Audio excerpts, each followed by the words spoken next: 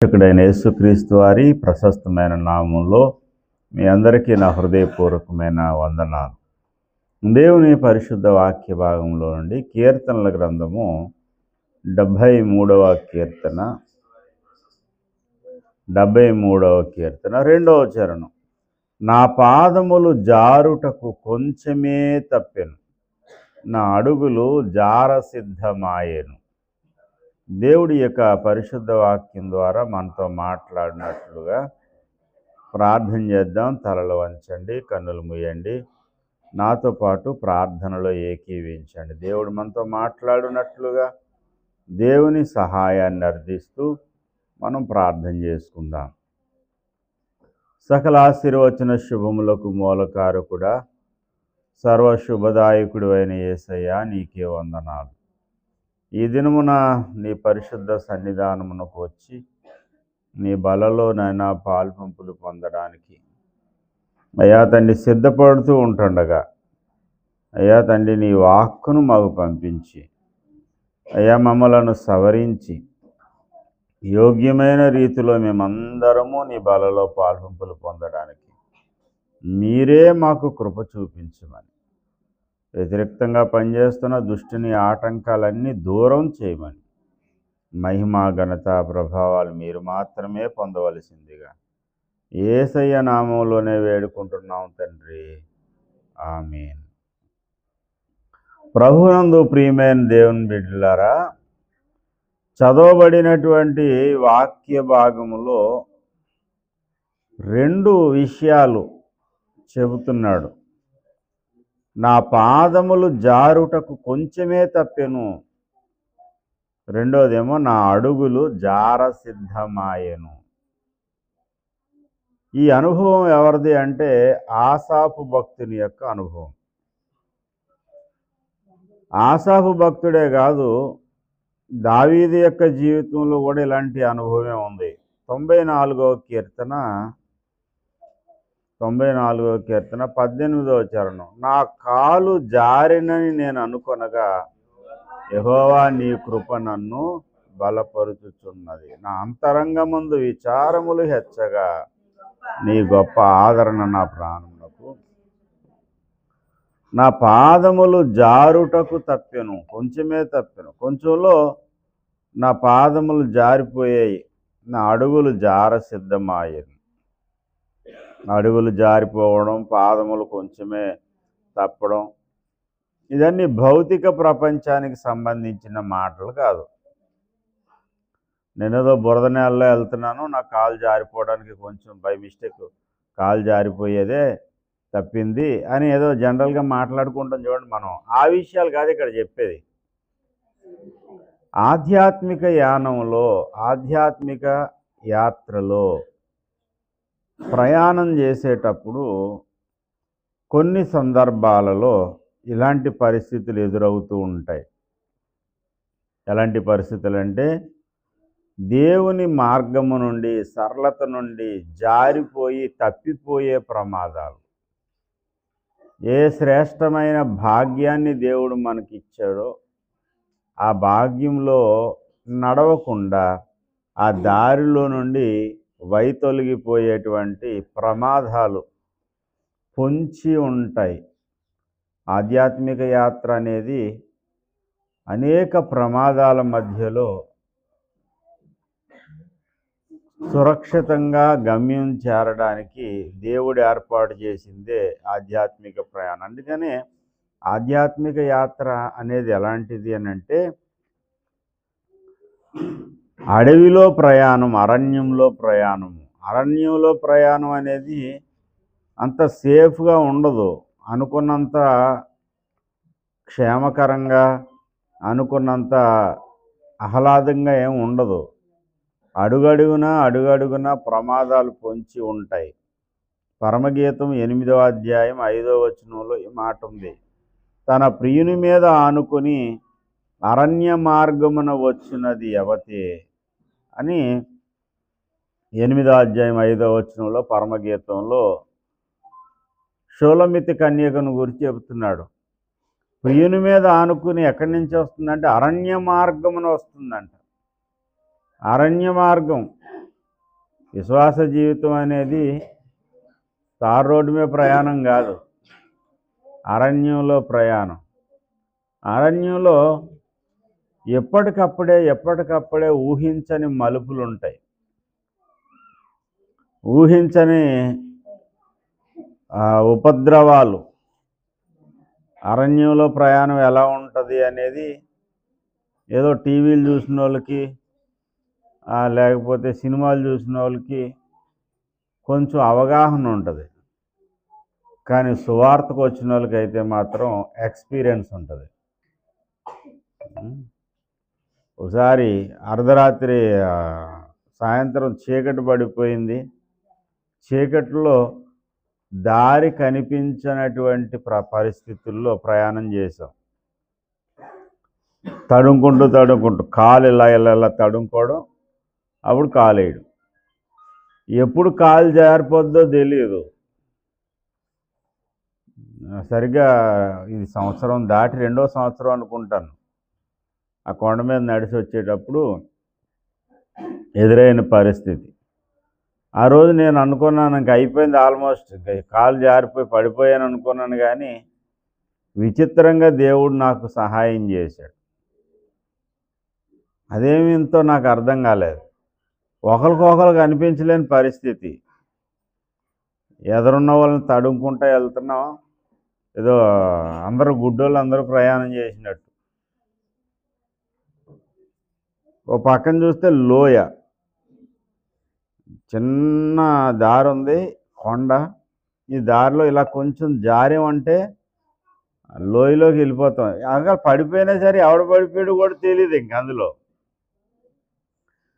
పడిపోయినా సరే ఇంకా వాడిని వెతుక్కోవాలంటే మళ్ళీ వెలుతురు రావాలి. మళ్ళీ మరుసటి రోజు చీకటి వెలుగు వస్తే తప్ప మళ్ళీ వెతుక్కునే పరిస్థితి లేదు. అందరికీ చెప్తున్నాను, జాగ్రత్త జాగ్రత్త జాగ్రత్త, జాగ్రత్తగా వెళ్ళండి అని. నేను వేసిన కాలు ఎందుకు అవుట్ అయ్యాను, ఇలాగ అవుట్ అయ్యాను. అవుట్ అయినప్పుడు ఏం చేయాలంటే నా వెనకున్న నన్ను పట్టుకోవాలి.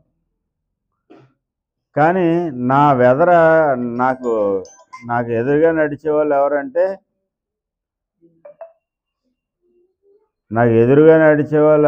విలియం నడుస్తున్నాడు నాకు ముందు విలియం ఉన్నాడు, వెనకాల ఎవరున్నారో తెలియదు. నేను జస్ట్ ఇలా పడిపోయే సమయంలో ఎందుకు తిరిగాడో తెలియదు, విలియము తక్కువ వెనక్కి తిరిగి పట్టుకున్నాడు. లేదా వెళ్ళిపోతుంది రోజులోకి. మర్చిపోలేనటువంటి సందర్భాలు చాలా జరిగాయి నా జీవితంలో. అరణ్య ప్రయాణం అనేది అడుగడుగున ప్రమాదాలే, అడుగడుగున ఊహించలేనటువంటి పరిస్థితులు ఎదురవుతూనే ఉంటాయి. విశ్వాస జీవితం కూడా అంతే. అడుగడుగున నువ్వు ఊహించలేని ట్విస్టులు ఉంటూనే ఉంటాయి. ఎప్పుడు నీ పాదం జారిపోద్దో, ఎప్పుడు నువ్వు పడిపోతావో, ఎప్పుడు నీ జీవితంలో ఎలాంటి ఆధ్యాత్మిక ఉపద్రవాలు సంభవిస్తాయో తెలియదు. నిన్నటి వరకు చాలా బాగుంటావు. నిన్నటి వరకు నీ నోట్లోంచి వచ్చే మాటలు, విశ్వాసపు వాక్కులు, ఎంత కష్టమైనా సరే, ఎంత భయంకరమైనటువంటి పరిస్థితులైనా సరే నీ నోట్లో నుంచి అలాంటి మాటలు వస్తాయంటే, అయ్య బాబోయ్, విశ్వాస యోధుడైన యోబు ఇక్కడే ఉన్నాడండి, అబ్రహాము గారికి వారసుడండి అని అనుకుంటారు అందరూ కూడా. నిబంధన జనులము నిరీక్షణ ధనులము అనే పాట రాశాడు రాజుబాబాయ్ గారు. అందులో అంటాడు, అబ్రహాము విశ్వాసానికి వారసులం. అంతటి విశ్వాసపు మాటలు వచ్చేస్తాయి, మామూలు కాదు. ఏముందండి, దేవుడు చూసుకుంటాడు. దేవుడు లేడా? దేవుడు ఉన్నాడు, ఆయన మనకు సహాయం చేస్తాడు, మనకి ఎంతైనా నమ్మదగిన దేవుడు మనకున్నాడు అని అంటాం. ఎందుకో మళ్ళీ ఒక రోజు దాటి అవతల పక్క వెళ్ళేసరికి ఏంటో, ఏ దేవుడో ఏంటో. దేవుడు ఉన్నాడంటావా? దేవుడు ఉంటే ఒకవేళ నాకు ఈ పరిస్థితి ఎందుకు వచ్చిందంటావు? ఒకవేళ దేవుడు లేడేమో. విశ్వాసయానం అనేది ఇలాంటిది. నిన్న నేడు నిరంతరము ఒకటే రీతిగా ఉన్నవాడు దేవుడు. దేవుని స్తోత్రం. మనలో మాత్రం హెచ్చుతగ్గులు అనేవి సర్వసాధారణంగా ఈ హెచ్చుతగ్గులు అనేవి ఉంటాయి. అసలు ఎందుకు వస్తాయి ఇలాగా? అసలు కాలు జారిపోయే పరిస్థితి, దేవుని మార్గం నుంచి వైదొలిగిపోయే పరిస్థితి, స్థితిగతులు ఎందుకు వచ్చాయి? ఎందుకు వస్తున్నాయి? దీని వెనకున్నటువంటి రహస్యం ఏంటి అంటే, అసలు ఈ ఆసాపు గారికి ఈ పరిస్థితి ఎందుకు వచ్చింది అంటే, అసలు దృష్టి మారింది. ఎప్పుడైనా మన ఆధ్యాత్మిక జీవిత యాత్రలో తొట్రుపాటుకు మూల కారణం మన చూపు, మన యొక్క దృష్టి. ఇక్కడ అంటాడు 3వ చరణం 73వ కీర్తన 3వ చరణం, భక్తిహీనుల క్షేమము నా కంటబడినప్పుడు.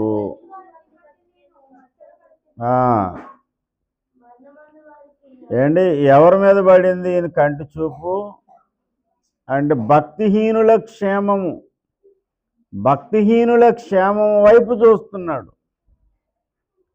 కానీ ప్రభు చెప్పిన మాట ఏంటంటే, విశ్వాసమునకు కర్తయు దానిని కొనసాగించువాడే అయినా యేసు వైపు చూచుచు. విశ్వాసమునకు కర్త, దాన్ని కొనసాగించువాడైన యేసయ్య వైపు చూడమనేమో బైబిల్ చెబుతుంది. యేసయ్య వైపు చూడకుండా భక్తిహీనుల క్షేమం వైపు లేకపోతే వేరువేరు విషయాల వైపు చూసినప్పుడు ఏమవుతుందంటే, ఆటోమేటిక్గా మన కాలు జారడానికి సిద్ధమవుతుంది. ఆధ్యాత్మిక జీవిత యాత్రలో తొట్రుపాటుకు మూల కారణాలు: చూడవలసిన వాటిని చూడకపోవుట. దేన్ని చూడాలి అంటే, యేసయ్య ప్రేమను చూడాలి, యేసయ్య కృపను చూడాలి, యేసయ్య నీకు ఇచ్చినటువంటి వరాలను చూడాలి, యేసయ్య నీ పట్ల చూపించున్నటువంటి కనికరాన్ని చూడాలి. ఇవన్నీ వదిలేసి అండి వాడు బాగున్నాడు, నిన్న కాక మొన్న పెళ్ళి అయింది వాళ్ళకి, వాళ్ళు మంచి ఇల్లు కట్టుకున్నారు, ఏసీ పెట్టుకున్నారు ఇంటికి. వాళ్ళ ఆవిడ్ని బయటికి తీసుకెళ్తే నగలతో నింపేసి తీసుకెళ్తున్నాడు.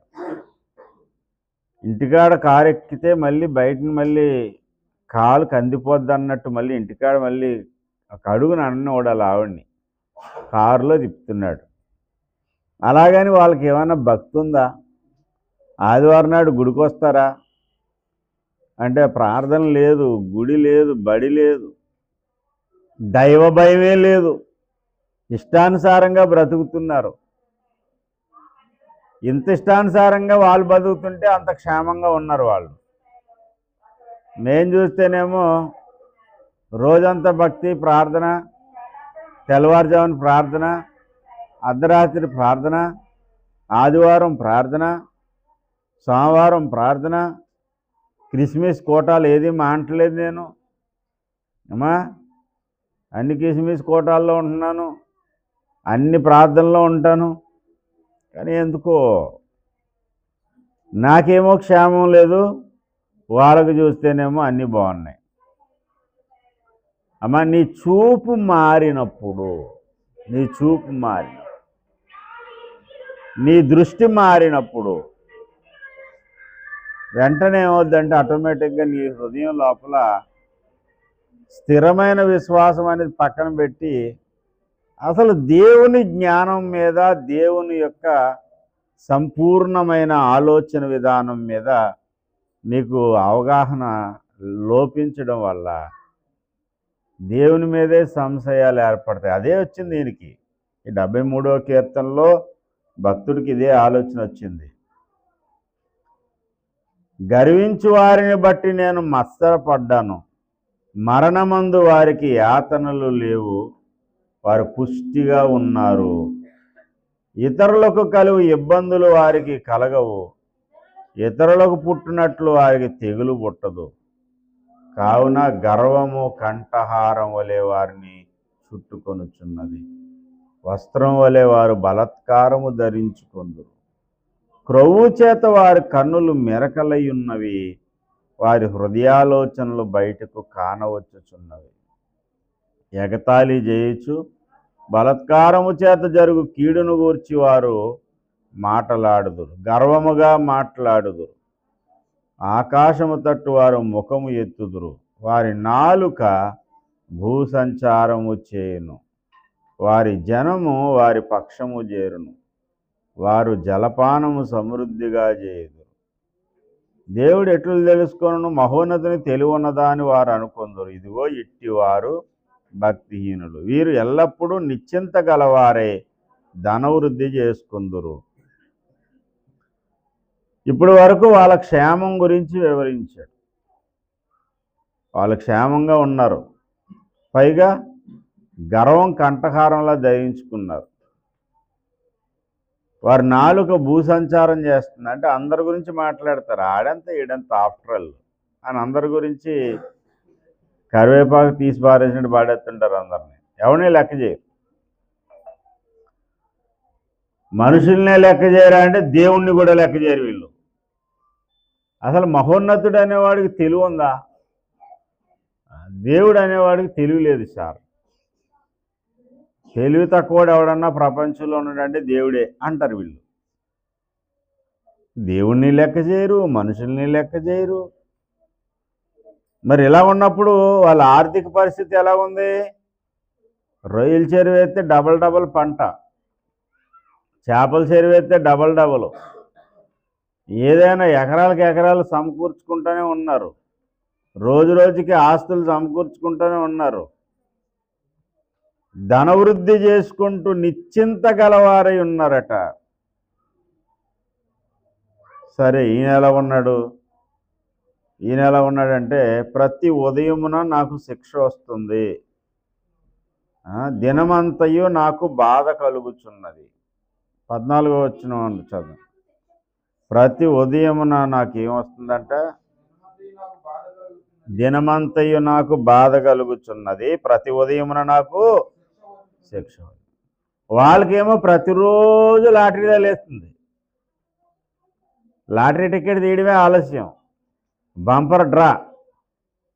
ఈయనకేమో రేపేడ్రా. వింటారు కదా, అది అనౌన్స్మెంట్ వచ్చేది చిన్నప్పుడు. రిక్షా మీద తిరిగేవాడు ఒక అతను, రేపేడ్రా రేపేడ్రా రేపేడ్రా అనేవాడు. అది స్పీడ్గా మాట్లాడితే రేపేడ్రా రేపేడ్రా రేపేడ్రా. అవును, కొనుక్కున్నప్పుడు టికెట్ తగలకపోతే ఏమవుతుంది? రేపు ఏడమే. ఈయనకేమో రేపు ఏడ్రా, వాళ్ళకేమో రేపేడ్రా. రేపేడ్రా. వాళ్ళు బాగుంది, హెల్త్ టికెట్ తగిలేస్తుందంటే వెంటనే. ఈయనకేమో ప్రతిదీ బీడ్చుకుంటేస్తుంది. కొంతమందికి ఏది చేద్దాం అనుకున్నా అన్నిట్లోనూ ఎదురు దెబ్బలు తగులుతూ ఉంటాయి. ఏదైనా చిన్న పని ఒప్పుకున్నాడు అనుకో, ఆ పనిలో సక్సెస్ రేట్ ఉండదు, అంతా అది అక్కడ బెడిచికొట్టేయడమే.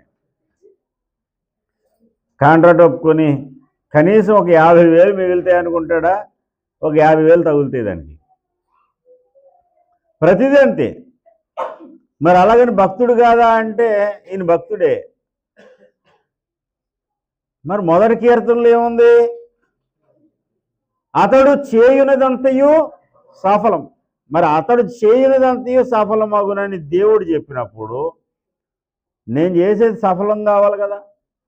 నేను దుష్టుల ఆలోచన చొప్పున నడవట్లేదు, పాపుల మార్గంలో నిలవట్లేదు, యెహోవా ధర్మశాస్త్రంలో ఆనందిస్తూ దివారాత్రులు ధ్యానం చేస్తున్నాను, ప్రార్థన మానడం లేదు, వాక్య ధ్యానం మానడం లేదు, సహవాసాన్ని నేను విడిచిపెట్టడం లేదు. అయినా సరే నాకు ఎందుకు ఈ శిక్ష? అయినా సరే ఎందుకు నాకు ఈ శ్రమ? అయినా నాకు ఎందుకు ఈ కష్టం? ఎందుకు వస్తుంది? ప్రతి ఉదయాన నాకు ఈ శ్రమ ఎందుకు? సేమ్ టైం ఏమో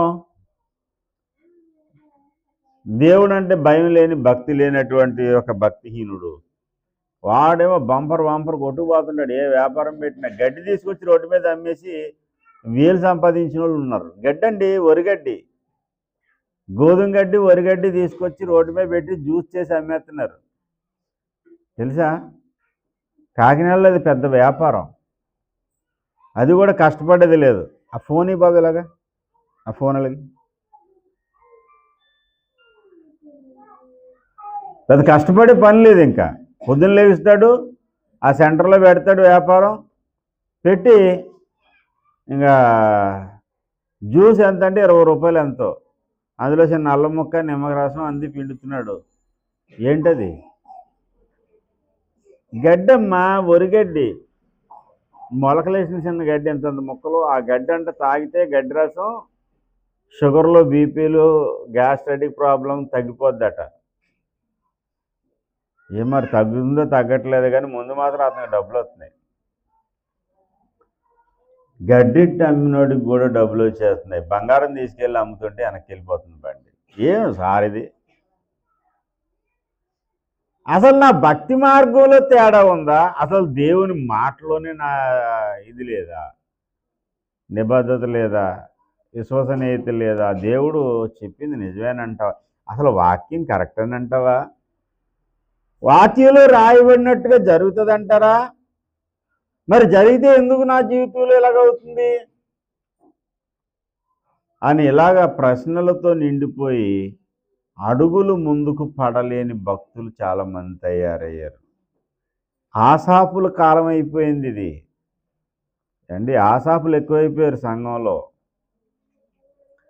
ఆశాభావం అనేది చల్లారిపోయింది.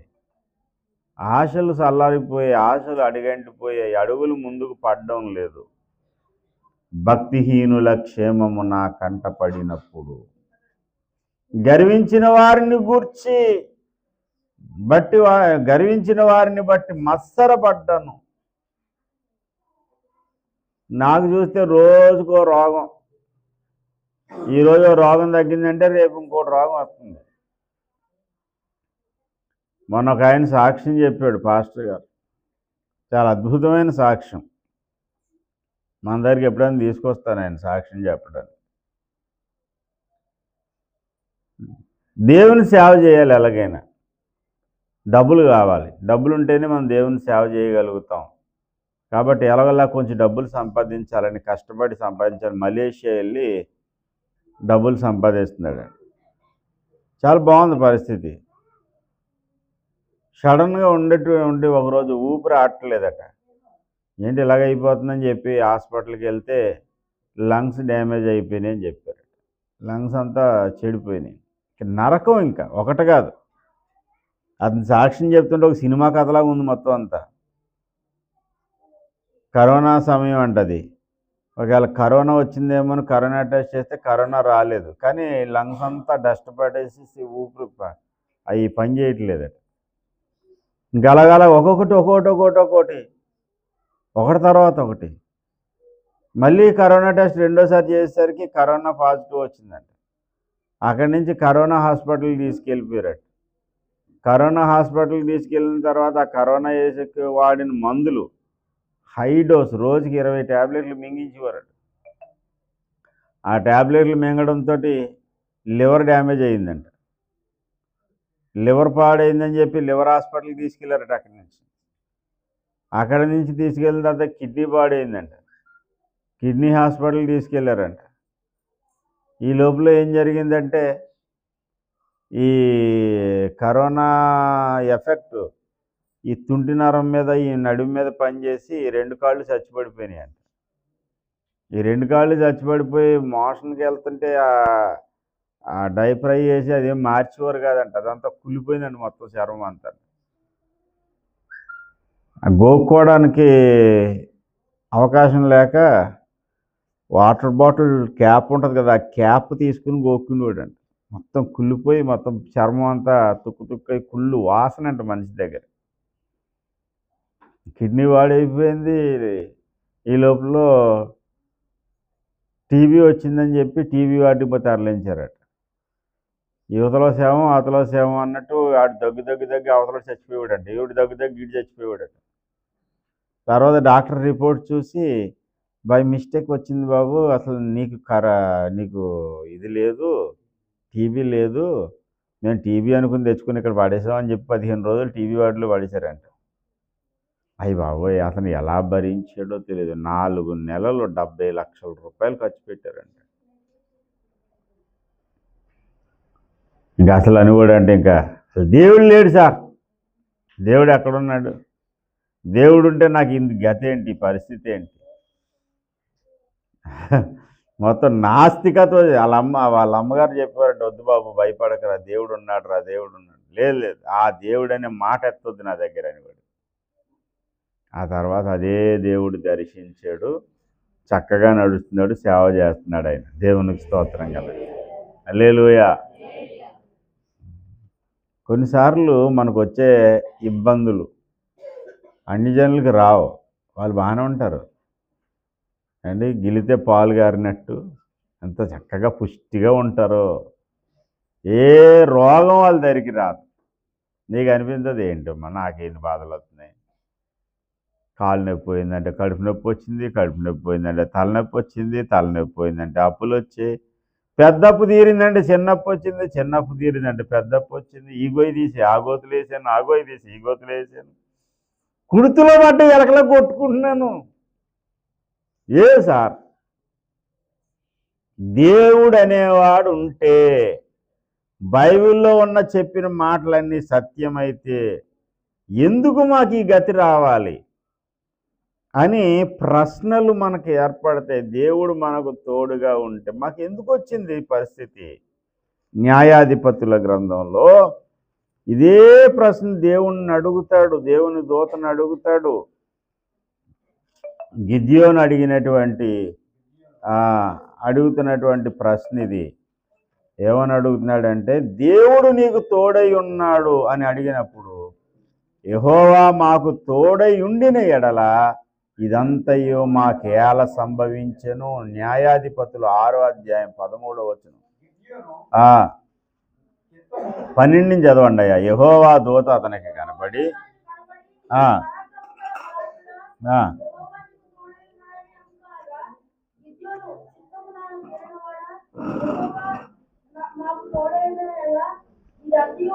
న్యాయాధిపతుల గ్రంథము 6వ అధ్యాయం 12వ వచనం. చదువు బాబు.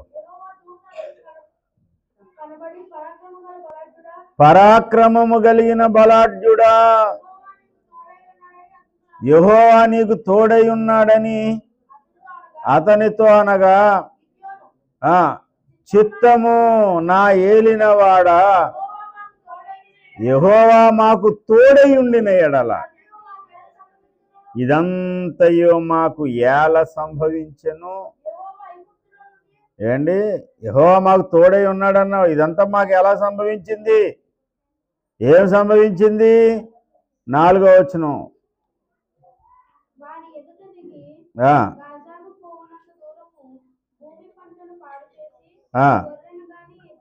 గొర్రె గాని, ఎద్దు గాని, గాడిద గాని, జీవ సాధనమైన మరి దేనిని గాని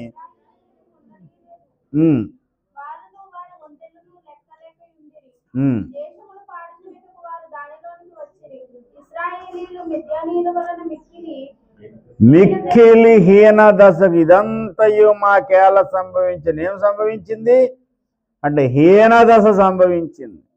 రోజు రోజుకి అడిగంటిపోతూ ఉన్నారు. సంవత్సరం వెంబడి సంవత్సరం ఏమన్నా అభివృద్ధి ఉందంటే అభివృద్ధి కనపట్టలేదు. ఏదైనా బాగుపడినటువంటి దాఖలాలు ఉన్నాయంటే లేవు. సంవత్సరం అడిగంటిపోవడమే, కిందకి వెళ్ళిపోవడమే పరిస్థితి. ఇదంతా మాకెందుకు వచ్చింది సార్? దేవుడు మాకు తోడై ఉన్నాడని చెప్తున్నావు. దేవుడు మాకు తోడై ఉండిన ఎడల ఇదంతయో మాకు ఎలా సంభవించింది. పరిస్థితుల వైపు మనం చూసినప్పుడు పరిస్థితులు మనల్ని ఏం చేస్తాయంటే కృంగదీస్తాయి. పరిస్థితులను బట్టి మనం కృంగిపోయేటువంటి సందర్భాలు ఎన్నో ఉంటాయి. ప్రియమైన దేవుని బిడ్డలారా, నిజంగానే నీ పరిస్థితి నిన్ను కృంగదీసేదిగానే ఉండొచ్చు. కానీ పరిస్థితులను గాక ఈ పరిస్థితులన్నిటిని మార్చగలిగిన దేవుణ్ణి చూడగలిగితే నీ కృంగిదాలు ఉండదు. ఆశాభక్తుడికి కూడా ఇదే వచ్చింది. నాకేమో మరణమందు బాధలు, కష్టాలు ఇవన్నీ ఉన్నాయి, మనకి రోగాలు ఉన్నాయి, వాళ్ళేమో పుష్టిగా ఉంటున్నారు, డబ్బులు కదువు లేదు, గర్వంగా ఉంటున్నారు, దేవుడు మాటలేదు. ఎంతమంది లేరండి అలాంటి వాళ్ళు? అమ్మా, టీవీ ఇంటర్వ్యూల్లో కూర్చొని యూట్యూబ్ ఛానల్లో కూర్చుని ఈ తెగ మాట్లాడుతున్నారు, మామూలుగా కాదు. యేసుప్రభు వారి మీద దుర్భాషలు ఆడుతున్నారు. ఒకడంటాడు బైబిల్ భూతి పుస్తకం, ఆ శవం అంట యేసుప్రభు వారిని. యేసుప్రభు వారి శవం, యేసుప్రభు వారి గ్రంథం భూతి పుస్తకం. మరి ఇవన్నీ మాట్లాడేటువంటి పరమ పవిత్రుడు అనుకుంటున్నాడు కదా వాడు ఎవరిని ఆరాధిస్తున్నాడు అండి? అతని యొక్క ఆరాధ్య దైవం ఎవరో చెప్తే ఆయన చేసిన పనులన్నీ చాలా మంచి పనులే. మరి ఆడపిల్లలు స్నానం చేస్తుంటే బట్టలు ఎత్తిపోవడం మంచి పనా అండి? అని కానీ మనం అడిగామనుకోండి, వాడి తలకాయ ఎక్కడ పెట్టుకుంటాడంటే వాడికి తలకాయ కూడా లేదు పెట్టుకోవడానికి. కానీ మనం అడగం కదా అలాగా, ఎప్పుడు కూడా పొరపాటున అడగం. మనం అడగం కాబట్టి వాడు రెచ్చిపోతున్నాడు. వాడు అలా రెచ్చిపోయినా సరే మనం అడగాల్సిన అవసరం మనకు లేదు. ఒక్కొక్కటి బయటికి లాగి నడి రోడ్డు మీద గుడ్డలు లేకుండా నిలబెడేస్తున్నాడు ఆ సాంబశివరావు గారు. సాంబశివరావు గారిది ఒకటే పని ఏంటంటే మొత్తం ఈ పురాణాల ఏంటంటే కథనాలన్నీ చదివి ఆయన మొత్తం బయట పెడుతున్నాడు. బాబు బైబిల్ భూతి పుస్తకం అన్నావు, ఎందుకన్నావు అంటే బైబిల్లోనంట అశ్లీల సాహిత్యం ఉందంట, అశ్లీలత ఉన్నదట. బైబిల్ అంట అందరూ కలిసి కూర్చుని చదవలేమంట. అలాగా బాబు, అయితే శివపురాణం చదువు, ఫలానా పురాణం చదువు అని చెప్పి యాంకర్కి బుక్కులు ఇచ్చి చదివించున్నాడు ఈయన. నేను చదవను, నువ్వే చదువు అని. అందుకనే ఎవరితో డిబేట్ చేసినా చేస్తున్నారు, కానీ సాంబడితో చేయట్లేదు, ఆయన మామూలుగా వేయట్లేదు. మీరే చెప్పండి సార్, చదవండి, మీరే చదవండి. చదివిన తర్వాత ఇది ఎంత బూతు. నేను చదివాను కొన్ని, చదివిన తర్వాత నాకు అనిపించింది ఎలా చదివారురా బాబు, ఇది చదివిన తర్వాత ఇది దైవ గ్రంథం అని ఎలా నమ్మారు? అసలు లాజిక్ ఉండదు, దేనికి లాజిక్ ఉండదు. లాజిక్ అడగొద్దు. కన్యక గర్భవతి కుమారుని కనెను అనే మాటకు ఆక్షేపిస్తాడు ఈయన. పడవ దాటుతున్నాడంట, యువతల నుంచి అవతలకు పడవ దాటుతున్నాడు. పడవ దాటించడానికి పాపం వాళ్ళ నాన్న ముసలాయన అమ్మాయిని ఆడపిల్లని పెట్టాడు. ఆడపిల్లని, అమ్మ కొంచెం నువ్వు ఈ పడవ దాటించి ఒక దమ్మిడియో ఒక అర్ధనానో లేకపోతే ఒక పైసా ఇస్తారు, యువతల నుంచి అవతలు దాటితే దాంతో మనం ఏదో గెట్టింగ్ అవ్వచ్చు అని చెప్పి పడవ దాటించడానికి ఒక అమ్మాయిని పెడతాడు.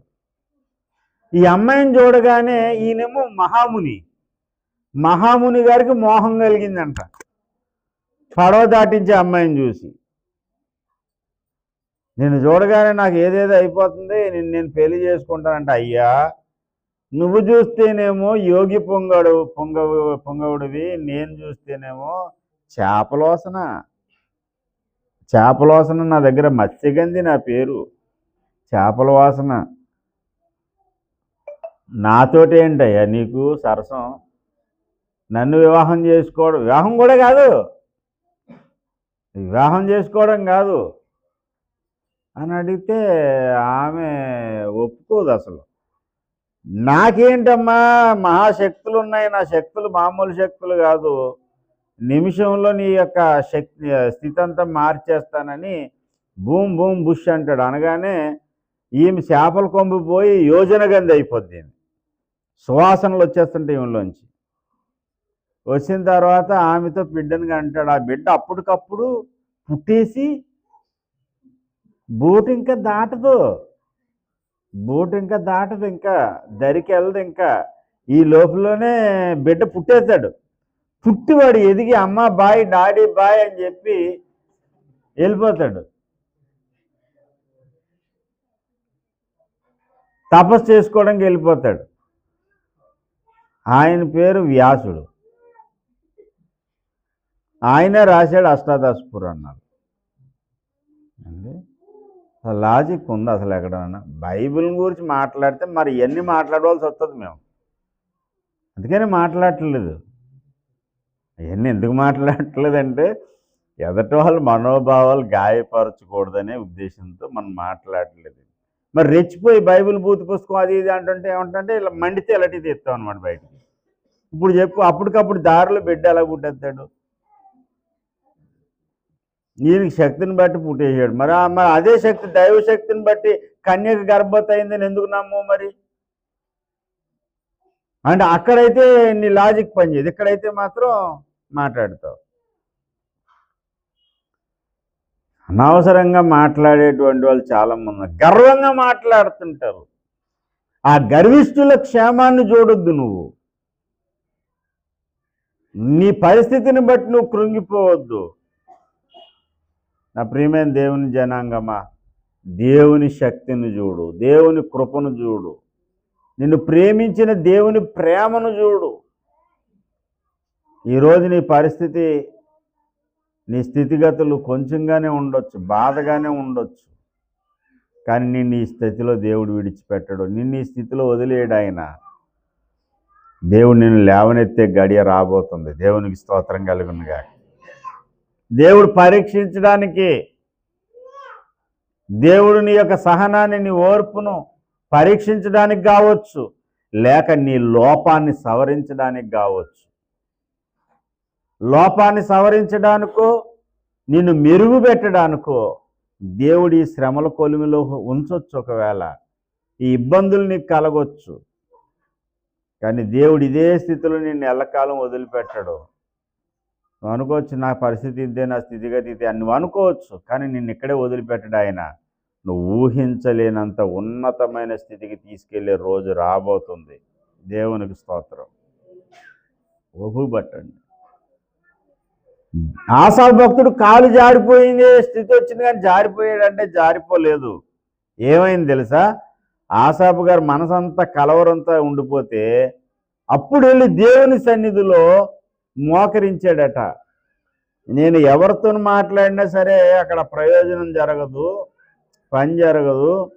ఇప్పుడు నేను దేవునితో మాట్లాడాలి, దేవునితో మాట్లాడితేనే వ్యవహారం చక్కబడుతుందని 16వ వచనం. అయినను దీనిని తెలుసుకొనవలెనని దేవుని పరిశుద్ధ స్థలములోనికి పోయి ఆ సంగతి నాకు ఆయాసకరముగా ఉండని. ఈ సంగతి ఏదో తేల్చుకోవాలి. తేల్చుకోవాలంటే నేను ఎక్కడికి వెళ్ళాలి? దేవుని పరిశుద్ధ స్థలములోనికి వెళ్ళాలి. దేవుని పరిశుద్ధ స్థలంలోనికి వెళ్తేనే ఇదేదో ఈ కథ ఏదో తేలిపోద్ది అనుకుని దేవుని పరిశుద్ధ స్థలానికి వెళ్ళాడు. దేవుని పరిశుద్ధ స్థలానికి వెళ్ళినప్పుడు భక్తిహీనుల అంతమేంటో దేవుడు చూపించాడు. నిశ్చయముగా నీవు వారిని కాలు జారు చోటనే ఉంచి ఉన్నావు, వారు నశించినట్లు వారిని పడవేయుచున్నావు. క్షణమాత్రములోనే వారు పాడై పోవుదురు, మహాభయము చేత వారు కడముట్ట నశించు. ఈ ప్రగల్భాలు పలికినోళ్ళు, సిలువను గూర్చి అపహాస్యం చేసినోళ్ళు, సత్యదేవుని మీద విర్రవీగినటువంటి వారు, వారి ధనవృద్ధిని బట్టి గర్వించినటువంటి వారు ఎక్కడున్నారంటే నిశ్చయముగా కాలు జారు చోటనే ఉన్నారు. వారు అగాధంలోనికి క్షణమాత్రములోనే పాడైపోతారు, మహాభయము చేత వారు కడముట్టి నశించిపోతారు. వాళ్ళ స్థితి అది. నీకేదో ఇప్పుడు కష్టంగా ఉండొచ్చు, నువ్వు నష్టపోతున్నట్టు అనిపించవచ్చు, నువ్వు శ్రమ పడుతున్నట్టు ఉండొచ్చు నువ్వు, కానీ నిన్ను మాత్రం దేవుడు ఊహించలేని ఉన్నతమైన స్థితిలోనికి తీసుకుని వెళ్తాడు. దేవునికి స్తోత్రం కలుగునుగాక. హల్లెలూయా. 24వ చరణంలో చెప్తాడు. 23, 24 చరణాలు చదవండి. నా కుడి చేయి నీవు పట్టుకొని ఉన్నావు, నీ ఆలోచన చేత నన్ను నడిపించెదవు. హల్లెలూయా, హల్లెలూయా, హల్లెలూయా. నీ ఆలోచన చేత నన్ను నడిపిస్తావు. తర్వాత ఎక్కడికి వెళ్తాను? మహిమలోనికి వెళ్తాను. దేవునికి స్తోత్రం. మరి వాడెక్కడ వెళ్తాడంట? నిశ్చయముగా నీ వారిని కాలు జారు చోటును మహాభయముతో వారి కడముట్ట నశిస్తారు. నాశనానికి వెళ్ళిపోయేవాడు, నష్టపోయేవాడు, ఏమండి, మట్టు లేని గోతులోనికి పోయేటువంటి వాళ్ళు బాగానే ఉంటారు. పై మెరుగులు చూసి, పైనటువంటి అసలు ఆడంబరాలు చూసి నువ్వు నీరసిల్లిపోవద్దు, వాటిని పట్టించుకోవద్దు అసలు. నేను మొన్న ఎకరం కొన్నాను, 10 తులాలు బంగారం కొన్నాను. సరే, అన్నీ కొన్నావు, గుడుక్కుని ప్రాణం పోయి నరకానికి పోయావు. లాజర్ అనేటువంటి బీదవాడు, శరీరంలో ఆరోగ్యం కూడా లేదు, మరి ఎక్కడికి వెళ్ళాడు అంటే అబ్రహాము రొమ్మును ఆనుకొనుటకు దేవదూతల